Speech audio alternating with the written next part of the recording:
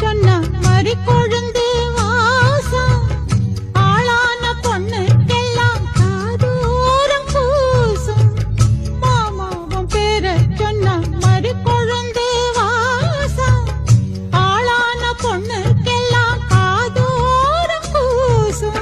கனிமரம் போல அடி குலுங்கிடும் மானே கனவினில் நானே தினம் உன ரசித்தேனே. அடி பூவேவும் பூஜைக்காக நான் ஏங்கினேன்.